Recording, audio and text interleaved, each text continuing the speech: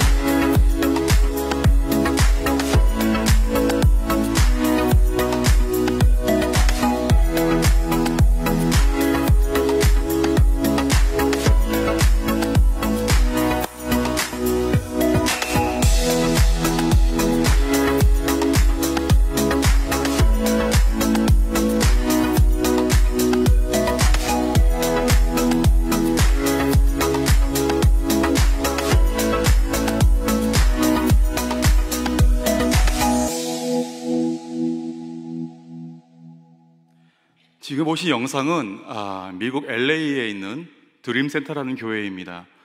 실제로 LA 다운타운에서 그 헐리우드 쪽으로 가다 보면은 101번 도로가 있습니다. 그 도로 타고 가다 보면은 한쪽에 흰색 큰 건물이 보이고요. 바로 저 건물이죠. 저 건물 위에 드림센터라는 간판이 보입니다.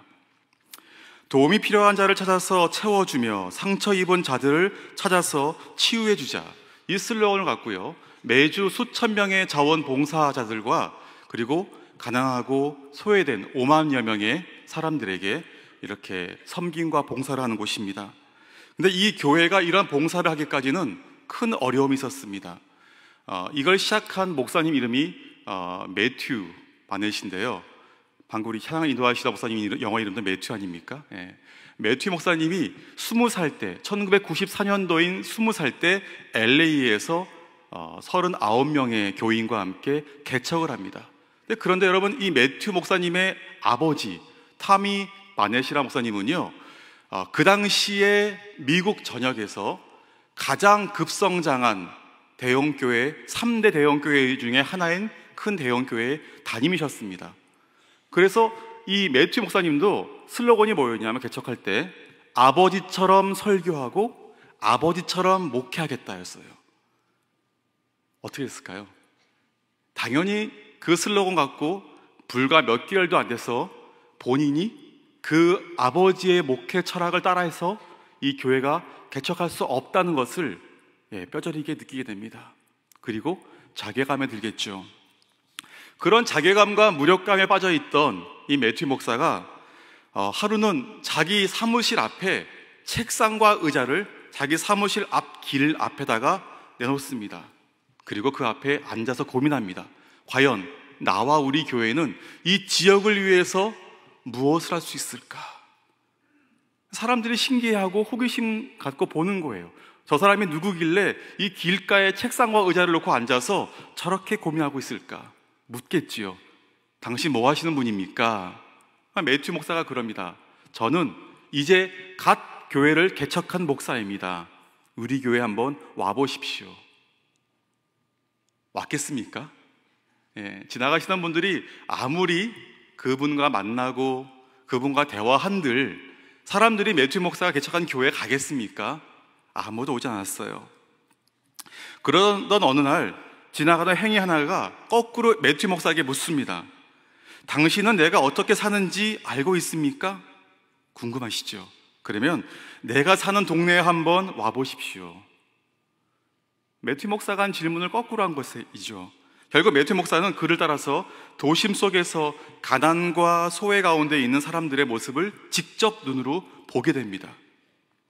대도시 속에서 사는 빈민층의 모습에 충격을 받은 매튜 목사는 그 이후 39명의 성도와 함께 매주 토요일 오전 9시 30분이 되면 그들이 살고 있는 동네에 가서 그들에게 필요한 것들을 봉사하고 섬기기 시작합니다. 제일 먼저 한 것은 거리의 청소예요. 거리를 청소하고 그리고 낡은 집에 페인트 칠을 칠해주고 그리고 수도파이프 망가지고 또 오래된 수도파이프를 고쳐주고 그리고 마땅히 교육할 수 있는 공간이 없는 아이들에게 교회를 빌려주고 이렇게 한 발짝 한 발짝 나아갔습니다. 그리고 이 교인들과 매튜 목사가 한 가지 알게 된 사실이 있습니다. 교회가 사람들에게로부터 무언가를 가져가는 곳이 아니라 교회는 사람들에게 무언가를 나누어 주는 곳이다라는 것입니다. 사고의 전환이지요. 그리고 올해가 그렇게 매튜 목사가 이 드림센터를 시작한 지 꼭 24년째가 됩니다.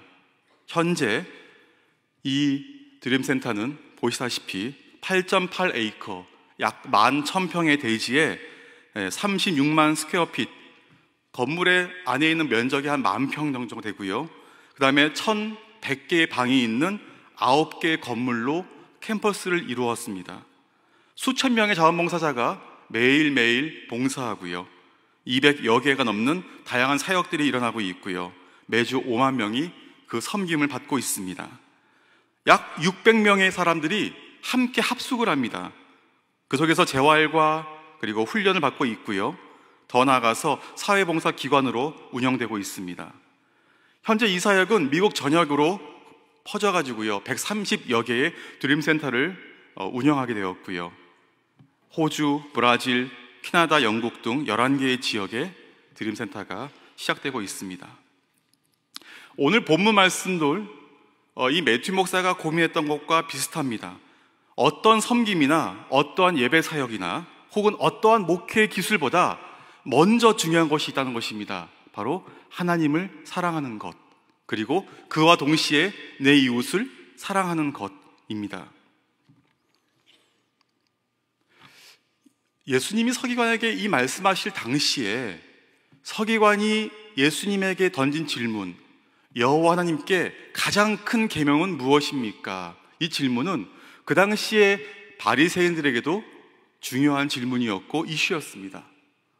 어떠한 바리새인은 하나님 여호와께 제사, 즉 예배를 드리는 계명이 가장 중요하다. 또 어떠한 바리새인은 아닙니다. 우리가 24시간 하나님 여호와의 말씀을 우리 몸에 부착하고 붙이고 그렇게 사는 계명이 가장 큰 계명입니다. 또 어떤 바리새인은 아닙니다. 우리가 정결케 사는 것이 가장 큰 계명입니다. 이러한 논쟁이 있었어요. 서기관도 그러한 맥락에서 예수님을 시험하고자 던진 질문입니다. 그런데 예수님은요, 너희가 어떠한 내용의 계명을 잘 지키느냐가 중요한 것이 아니라 너희가 그 어떠한 계명을 지키던 간에 그 근본 원리인 하나님을 사랑하고 있느냐, 이 확인이 필요하다는 것입니다. 그리고 동시에 그렇게 내 이웃을 사랑하고 있느냐라는 것이죠. 여기서 우리는 하나님을 사랑한다는 것이 그냥 상대방을 좋아하고 그리고 상대방에게 느끼는 감정만은 아니라는 것을 알 수 있습니다. 여러분, 성경에서 말하는 사랑은요, 대가를 지불하는 겁니다. 그리고 하나님을 사랑한다는 것은 바로 그 하나님 안에 거하는 친밀한 관계가 형성되었을 때 비로소 사랑이라는 말을 씁니다.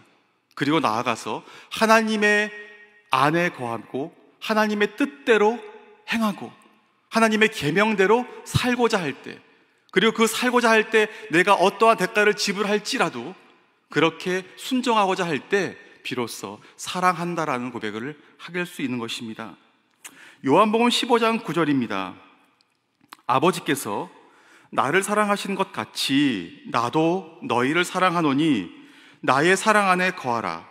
내가 아버지의 계명을 지켜 그의 사랑 안에 거하는 것 같이 너희도 내 계명을 지키면 내 사랑 안에 거할 것이다. 결국 사랑이라는 그 전제가 하나님 안에 거하고 있느냐, 함께하고 있느냐가 우선순위라는 것입니다.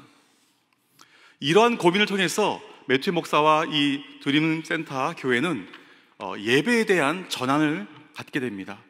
그 전까지는 우리가 이렇게 개척했으니 우리한테 와보십시오, Come to us, 이렇게 주장하던 교회와 매튜 목사가 이제는 Go to them, 그들이 어디에 있든지 간에 우리가 그들에게 가서 그들을 섬기고 그들과 함께 하나님을 예배하겠습니다 라고 바뀌는 것입니다. 이러한 사역과 철학은 주민들로 하여금 교회에 대해서 관심을 갖게 합니다. 그리고 이러한 주민들과 함께 고민하던 매튜 목사가 세 가지의 교회 비전을 세웁니다. 첫째, 지역 공동체를 위해 존재하는 교회. 둘째, 결코 잠들지 않는 교회. 셋째, 사람들의 모든 필요를 채워주는 교회입니다.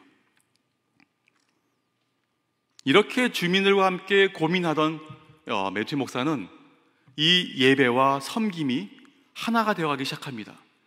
그래서 이 섬김을 통해서 사람들이 예배에 오기 시작하고요, 예배에 왔던 사람들이 같이 섬김의 현장으로 나가게 됩니다.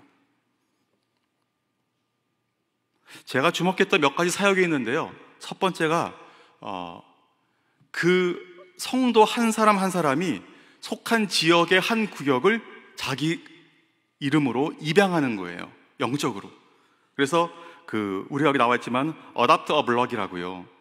이 사역은 드림교회 성도들이 이 지역의 한 구역을 자신의 구역으로 정하여 1년 동안 이 지역을 위해 찾아가서 봉사하고 섬기는 것입니다. 입양하는 거예요, 한 구역을, 한 사람이. 이렇게 해서 135개, 150개, 200개의 구역을 입양합니다, 모든 교인이.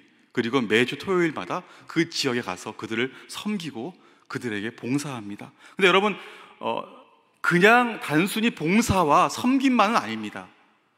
이 성도들은요, 이 구역을 입양하는 것과 동시에 매일매일 그들을 위해 기도합니다.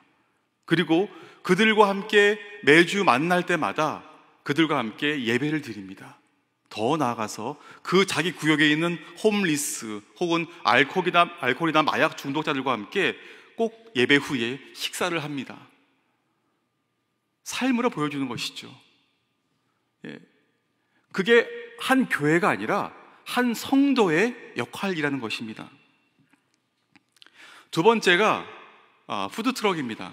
지난주 우리 주일 오후에도 사랑의 교회가 재난 및 구호 지역에 파견할 사랑의 밥차에 대한 발대식이 있었습니다. 드림센터에서도 이 사역은 중요한 사역입니다. 하늘색 로고 보시죠. 하늘색 로고가 있는 이 트럭이 수십 대, 수백 대가 각 지역에서 온 지원온 음식들을 실어서 자신의 지역으로 배달하고 나누어 줍니다. 그런데요, 매일매일 누가 얼마나 후원을 하고 있는지, 그리고 얼마만큼의 양이 나누어지고 있는지, 그리고 이게 어떻게 공급되었는지 아시는 사람들이 아무도 없습니다. 그리고 지금까지 후원이 없어서 음식을 나누어 주지 못한 적도 한 번도 없습니다. 이러한 사역을 하면서 드림센터의 교회가 이 자원봉사자들과 성도들에게 늘 주지하는 것이 있습니다. 이 푸드트럭 사역은 우리에게 목적이 아니라 수단일 뿐입니다. 우리가 그 지역과 그 영혼들을 변화시킬 수 있는 것은 오직 그리스도의 말씀, 복음뿐입니다. 이 말씀을 꼭 주지시킵니다. 그리고 세 번째 핵심 사역 중에 하나가 제자 훈련입니다. 우리 교회 가는 것처럼 드림센터의 핵심 사역도 제자 훈련입니다. 여기 보시는 분 중에 우측에 있는 분이 노숙자였어요. 이 홈리스가 이 드림센터 교회를 통해서 섬김과 봉사를 통해서 재활을 하게 되고요, 그가 예배 안에 들어와서 예배를 섬기면서 자원해서 제자 훈련을 신청합니다. 저도 제자가 되고 싶습니다. 그 다음에 그가 자기가 속했던 지역 공동체에 가서 똑같이 섬기고 예배를 드리며 그들에게 복음을 전합니다. 드림센터의 사역은 교회 성도들이나 또한 자원봉사자들이나 그리고 후원자들이나 이 섬김을 받고 있는 모든 가난한 사람들 모두를 여호와 하나님의 섬김이라는 이 귀중한 사역에 동참시키고 있습니다. 성경이 말하는 이 디아코니아 데이, 이 하나님의 섬김이라는 것은 성부이신 하나님께서 자기 아들 독생자 성자 예수님을 우리에게 내어주셨습니다. 그리고 성자 예수님께서는 우리의 발을 씻기시고 십자가에서 그 사랑을 끝까지 섬기시며 마지막 하나님의 섬김을 완성시키십니다. 그리고 성령 하나님께서는 보혜사이시면서 중보자로서 오늘 이 시간에도 이 세상과 하나님 사이에서 연결고리로서 함께 섬기고 계십니다. 그래서 이 하나님의 섬김 디아코니아 데이는 성부와 성자와 성령 하나님께서 우리와 세상을 섬기신다는 의미인 것입니다. 여러분, 누군가가 물을 수 있습니다. 목사님, 그러면 우리가 굳이 왜 하나님께 이렇게 예배만 드리면 되는 것이지 나아가서 이웃을 이렇게 섬겨야 됩니까? 바로 답이 여기 있습니다. 여호와 하나님, 그리고 성자 예수님, 그리고 성령 하나님께서 먼저 우리를 위해서 죽으시고 섬기셨습니다. 그래서 우리가 섬기는 것입니다. 그분이 우리에게 그렇게 하셨기 때문에. 그리고 오늘 우리가 읽은 마가복음 12장 이 28절과 34절 가운데 있는 말씀은 이렇게 하나님을 사랑하고 이웃을 사랑하는 것이 결국은 온전한 예배로 이어진다는 것을 우리가 볼 수 있습니다. 그리고 오늘 읽은 이 본문의 말씀은 바로 하나님의 우리에게 보여주신 섬김에 대한 우리의 반응이자 응답이라는 것을 우리가 알 수 있습니다. 오늘 본문을 통해서 세 번째 우리가 주목해야 될 것이 예배의 확장성입니다. 바로 한 사람이 변화가 되면 그 지역과 공동체가 변화가 된다는 것입니다. 어느 날 매튜 목사가 한 홈리스를 만납니다. 그리고 드림센터의 사역에 대해서 새롭게 비전을 갖게 됩니다. 그 홈리스가 자신이 알코올과 마약 중독에서 벗어나고 또한 경제적인 어려움에서 벗어난 이후에 매튜 목사에게 이렇게 말합니다. 당신의 설교를 듣고 제가 희망을 얻었습니다. 그렇지만 나는 오늘 다시 이 추운 밤거리로 나가서 마약과 술의 유혹과 싸워야 됩니다. 혹시 제가 그곳으로부터 탈출하여서 하나님을 위해서 살 수 있는 장소는 없습니까? 소개할 곳은 없습니까? 이렇게 묻습니다. 그때부터 매튜 목사가 아픈 마음을 갖고 본인과 본인 교회가 무엇을 해야 될 것인가를 고민하기 시작합니다. 결국 장소였습니다. 우리가 장소가 필요하구나. 당시 젊은 청년이었던 매튜 목사는 이 건물을 위해서 찾기 시작합니다. 그리고 어느 날 9년 동안이나 비어있던 퀸 오브 엔젤스라는 병원을 찾게 됩니다. 이 병원은요, 프란시스코 수녀회가 운영하고 있는, 소유하고 있는 병원이었습니다. 근데 무려 9년 동안이나 비어 있었습니다. 젊은 목사 매튜는 그 수녀회를 찾아갑니다. 그리고 자신의 비전을 나눕니다. 당시 고액을 지불하겠다는 헐리우드의 제안을 거절하고 이 수녀회는 젊은 목사 매튜에게 이 교회와 이 사역을 사용할 수 있도록 바로 이 건물과 땅을 맡깁니다. 그리고 얼마 뒤에 이 드림센터는 이 건물의 땅과 대지와 그리고 이 건물에 소유하고 있는 모든 주차장을 다 사게 됩니다. 그리고 선포합니다. 24시간 열려있는 교회 드림센터를 여러분들에게 소개하겠습니다. 이렇게 말합니다.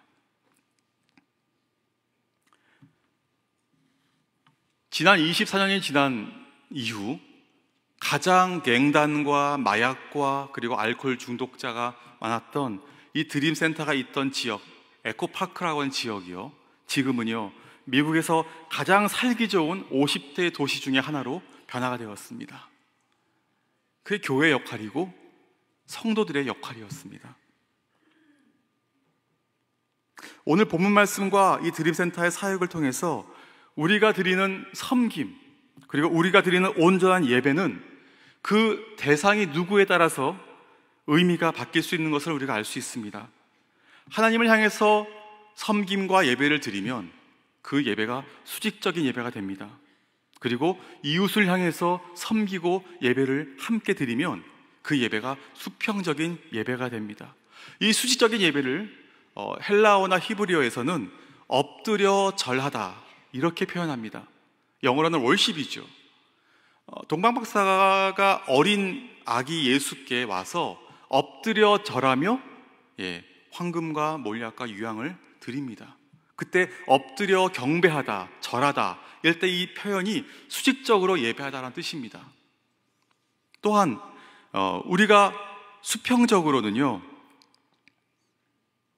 영어 표현에서 서비스 혹은 미니스트리라는 말로 쓰이는데, 우리가 형제들아 내가 하나님의 모든 자비하심으로 너희를 권하노니 너희의 몸을 하나님이 기뻐하시는 거룩한 산 제사로 드리라, 이는 너희의 영적 예배니라 할 때 이 영적 예배의 표현이 이 수평적 예배입니다. 봉사, 섬기다 이런 의미예요. 근데 여러분, 이 수직적인 예배와 수평적인 예배가 함께 만나야지 온전한 예배가 될 수 있는 것입니다. 예를 들면 이런 수직적인 경배와 찬양만을 드리면서 나에게 맡겨주신 가족과 이웃을 돌아보지 않는다면 그 예배는 반쪽 예배이고 가짜 예배라는 것입니다.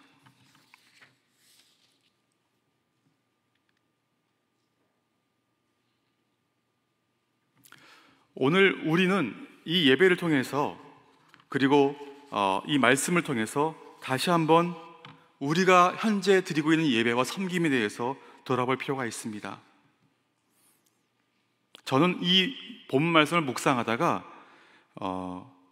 가인과 아벨의 예배를 한번 묵상해 보았습니다.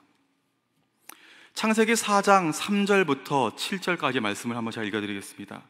세월이 지난 후에 가인은 땅의 소산으로 제물을 삼아 여호와께 드렸고, 아벨은 자기도 양의 첫 새끼와 그 기름으로 드렸더니 여호와께서 아벨과 그 제물은 받으셨으나 가인과 그 제물은 받지 아니하신지라. 여기에 아벨과 그 제물, 가인과 그 제물 단어에 한번 주목하십시오. 그 다음, 가인이 몹시 분하여 안색이 변하니 여호와께서 가인에게 이르시되 내가 분하여 함은 어찌 됨이요 안색이 변함은 어찌 됨이냐. 내가 선을 행하면 어찌 낯을 들지 못하겠느냐. 선을 행하지 아니하면 죄가 문에 엎드려 있느니라. 죄가 너를 원하나 너는 죄를 다스릴지니. 오늘 이 말씀 가운데 우리가 익히 알고 있는 예는요, 가인과 아벨의 이 예배 가운데 하나님이 아벨의 예배만 받으시고, 즉 연락하시고 가인의 예배를 연락하지 않으신 이유에 대해서 우리는 간혹 재물 때문이라고 믿습니다. 근데 아닙니다. 잘 보십시오. 여기에서 아벨의 예배를 받으신 이유와 그 근거는요, 여호와 하나님께서 아벨과 그 제물을 받으셨다라는 표현입니다. 이 연락하시다, 받으시다라는 이 히브리의 표현은요, 존경하고 아끼다라는 뜻이에요. 즉 여호와께서 온 전심으로 온전한 예배를 드리는, 신실한 예배를 드리는 예배자를 존경하고 아끼시다라는 뜻이에요. 그게 연락이에요. 근데 그 연락의 근거가 뭐냐 하면, 아벨과 즉 자기 자신과 자기 삶에서 드리는 예배와 동시에 제물을 드린 거예요. 제물만 드린 것이 아니라 자기 삶에서도 예배를 드린 것이에요. 그게 근거예요.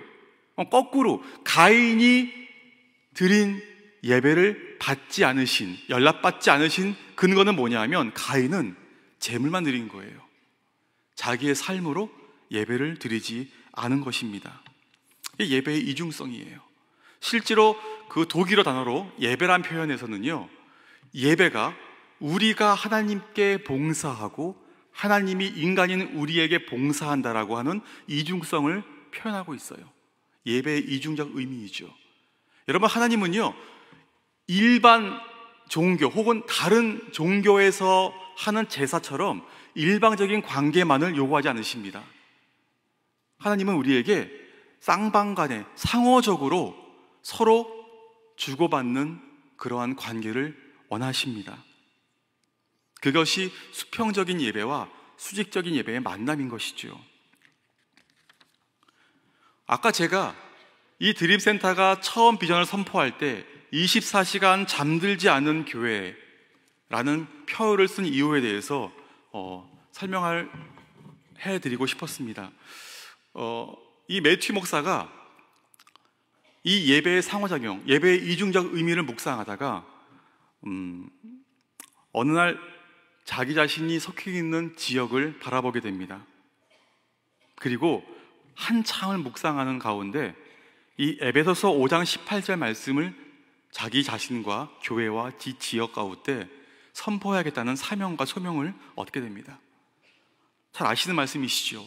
술 취하지 말라. 이는 방탕한 것이니 오직 성령으로 충만함을 받으라. 여러분, 근데 이 에코파크라고 하는 이 곳은 불황자, 그리고 알코올 중독자, 마약 중독자가 많은 곳이에요. 그들에게 술 취하지 말라, 이는 방탕한 것이니 너희가 성령으로 충만할 것이다, 이러한 고백을 한다는 것이 무모할 수 있었습니다. 근데 그 필요성을 느꼈어요. 왜냐하면요, 매튜 목사의 말입니다. LA의 술집과 나이트클럽, 세상의 어두운 세력들은 새벽에도 잠을 자고 있지 않습니다. 그런데 교회는 밤에 잠을 자고 있습니다. 진정한 교회는 어두운 세상을 향해 꺼지지 않는 횃불을 밝혀야 합니다. 우리 드림교회, 드림센터 교회는 매일 한결같이 24시간 열려 있습니다. 월요일부터 토요일까지는 우리 그리스도인들이 믿는 것이 무엇인지를 이 지역 주민들에게 직접 보여줄 수 있는 기회입니다. 그리고 주일에는 우리가 드리는 예배를 통하여서 그 말씀이 세상을 변화시킬 수 있다는 것을 우리가 증거할 수 있는 기회입니다.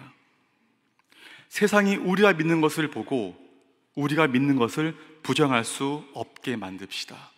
그러기 위해서 드림센터는 24시간 계속 열려 있습니다.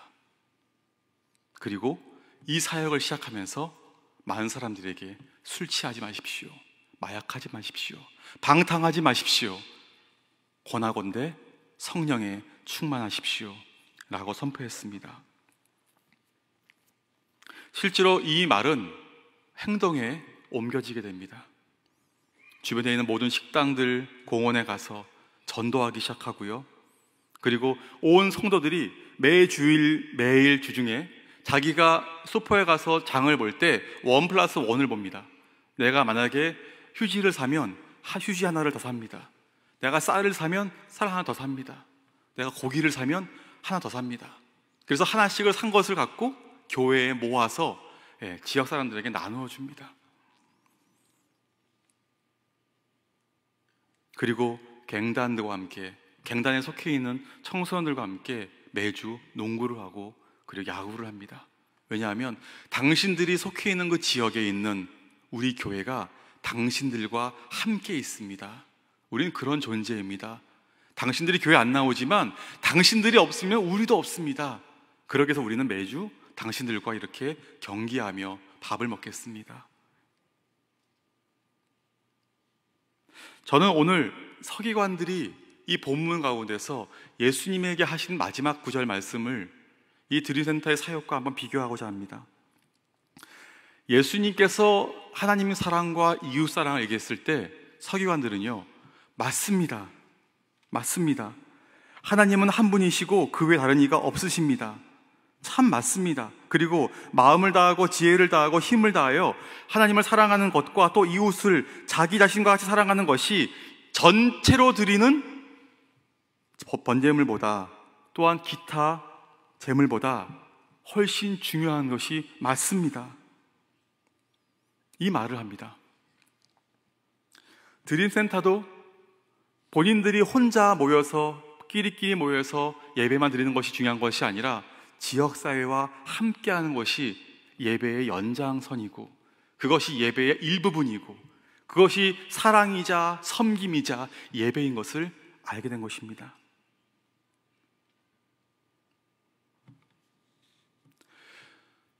중국 송나라 때 쓰여진 그 벽암록이란 책에 보면은요, 줄탁동시라는 한자어가 나옵니다. 줄탁동시. 병아리가 처음 알에서 부화될 때 3시간 안에 그 알을 깨고 나오지 못하면 질식하고 죽습니다. 그래서 그때 병아리가 여물지 않은 그 부리를 갖고 알 안에서 알을 깨기 위해서 쪼는 그러한 행위를 줄이라고 말합니다. 떠들 줄. 그리고 이때 어미닭이 그 속에 있는 병아리의 쪼는 소리를 듣고 쪼르르 와서 바깥에서 부리로 작은 구멍을 내어서 그 병아리의 부화를 돕는 것을 탁이라고 말합니다. 그러니까 줄과 탁이 만나야지 병아리가 알을 깨고 나오는 것이죠. 병아리는 줄과 탁이 동시에 만나고 일어나야지 온전한 생명체가 됩니다. 예배가 그래요. 섬김이 그렇습니다. 하나님과 우리의 이웃, 수직적인 것과 수평적인 이 모든 것이 함께 만날 때 온전한 예배, 온전한 섬김이 될 수 있는 것입니다. 여러분, 이 말씀은요, 오늘 우리에게 조금 레디컬하게 다가올 수 있습니다. 왜냐하면 우리가 이 자리에 모여서 이렇게 예배를 드리고 있지만, 우리가 이 예배를 드리는 것과 동시에 내게 맡겨주신 가족과 내 주변 이웃과 일터에 있는 직장 동료들에게도 이렇게 하나님을 사랑하듯 예배하듯 대하고 있는지에 대해서 한 번쯤은 자문을 해봐야 되기 때문인 것입니다.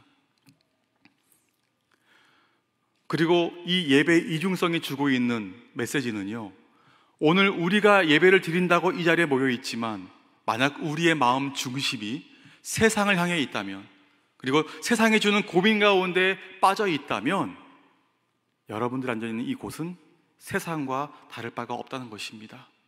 그리고 동시에 우리가 세상 어느 곳에 속해 있을지라도 여호와 하나님께 전심을 다하여 예배를 드리고 그분께 우리의 온 마음으로 예배와 섬김을 드리고 있다면 그곳이 예배의 처소가 될 수 있다는 것입니다. 마지막으로 이 드림센터가 다음 세대를 위해서 예배의 연결성 그리고 확장성에 대해서 강조하고 있는 것을 우리가 나누고자 합니다. 이 드림센터는요, 이렇게 돌봄과 예배 사역을 통해서 많은 사람들에게 다가서고 있습니다. 근데 그 중에 유독하게 이 홈리스 가운데서 10대들이 있습니다. 고아들이 있고, 그리고 홈리스 가운데서도 10대 아이들이 있습니다. 그 아이들을 위해서 3가지의 사역을 합니다. 첫 번째가 드림하우스 뮤직 사역입니다. 이 사역은요, 섬김을 통해서 예배로 나온 그 아이들이 예배 안에서 예배와 미디어와 영상 가운데 봉사할 수 있도록 이 아이들을 키워주고 세워주고 지원해주는 그런 사역입니다. 실제로 드림센터에서 나오는 모든 음악, 레코딩이나 영상 제작들은 홈리스였던 알코올 중독자였던 사람들이 모여서 이렇게 회심한 이후에 이 일들을 감당하고 있습니다. 그 두 번째가 이 아이들을 위해서 메트로 키즈라는 사역을 하고 있습니다. 이 메트로 키즈는 뭐냐 하면 길거리 주일학교예요.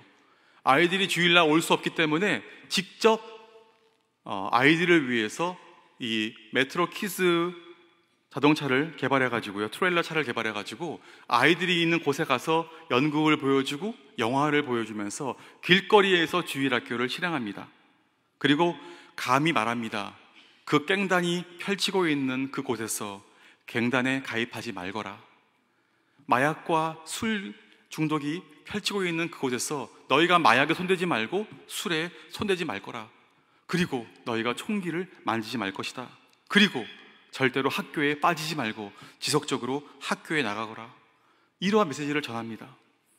이 메시지를 전할 때 실제로 그곳에 가면 깽단 중에 한 명이 옆에 와 있어요. 무슨 말을 하나 들으려고. 그들은 총도 갖고 있습니다. 두려워하지 않습니다. 왜? 이 아이들은 우리 교회의 미래이기 때문입니다. 이 지역의 미래이기 때문입니다. 그래서 과감하게 그들의 부모와 그 깽단에 속해 있는 아이들에게 가서 그렇게 전파하고 그렇게 이야기합니다. 그리고 실제로 그 아이들 중에서 이곳에 들어오고 싶은 아이들이 있으면 그들이 기거할 수 있는 장소를 마련해주고 그 아이들을 위한 모든 자금을 교회가 지원합니다. 오늘 본문 말씀과 이 드림센터 교회의 사역을 통해서 오늘 우리 아이들, 우리 가정, 우리의 일터, 우리의 공동체가 지금 어디에 있고 무엇을 해야 되는지 한번 우리가 함께 고민했으면 좋겠습니다. 그리고 오늘 우리와 같이 우리 아이들에게 무엇을 해줘야 될 것인가, 그리고 우리 가정이 어떻게 회복되어야 될 것인가, 우리 공동체가 어떻게 나아가야 될 것인가에 대해서 함께 기도했으면 좋겠습니다. 이 교회는요, 처음부터 자란 것이 아닙니다. 매튜 목사가 처음부터 알고 한 것이 아닙니다. 먼저 물어봤고, 먼저 찾아갔고, 그리고 먼저 헌신했고, 먼저 섬겼고, 먼저 사랑했을 때 그 지역을 향한 하나님의 마음을 알게 되었고, 다음 세대를 향한 주님의 마음을 알게 된 것입니다. 마지막으로 이사야 선지자가 그 당시 자신의 삶으로 드리는 예배가 동반되지 않은 채 그냥 종교적인 습관으로 예배를 드리는 그러한 사람들과 상황에 대해서 하나님께서 하시는 말씀에 대해서 전하는 것을 함께 읽고자 합니다. 이사야서 1장 11절부터 그리고 17절까지 말씀입니다. 여호와께서 말씀하시되 너희의 무수한 재물이 내게 무엇이 유익하뇨?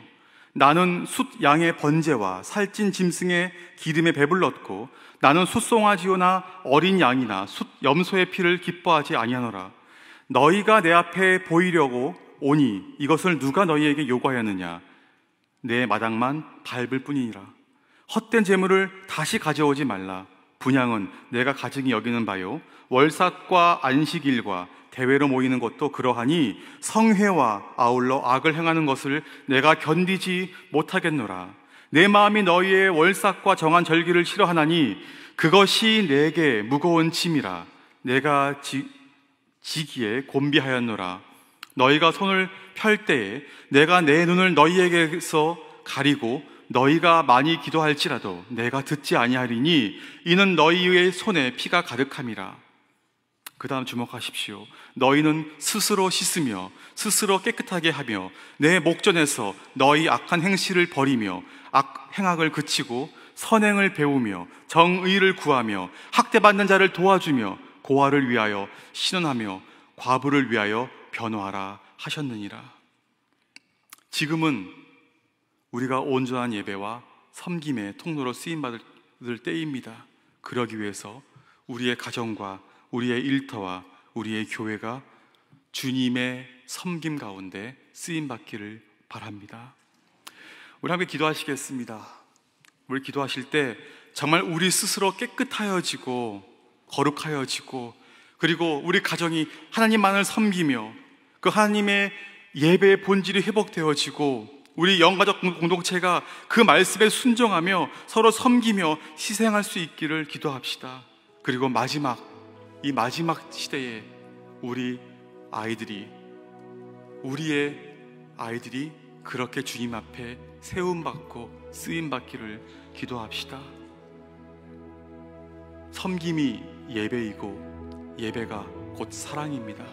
오늘 우리가 가운데 그 주님의 역사가 함께 하시기를 축원합니다. 다 같이 함께 기도하시겠습니다. 하나님 아버지, 시간이 우리 여호와께서 우리가 보내주신 마음을 위해서 아버지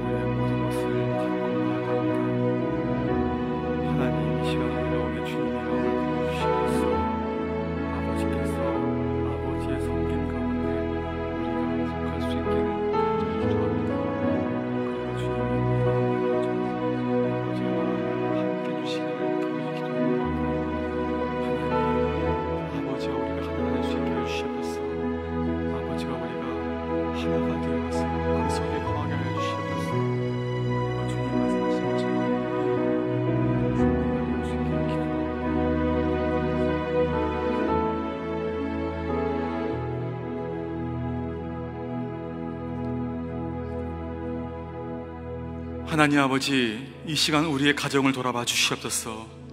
우리의 가정 가운데 예배의 본질이 회복되게 하시고, 우리의 남편들이 영적 아비가 되게 하시고, 우리의 엄마들이 기도의 어미가 되게 하시고, 우리의 아이들이 정말 예배자가 될 수 있는 은혜를 허락하여 주시옵소서.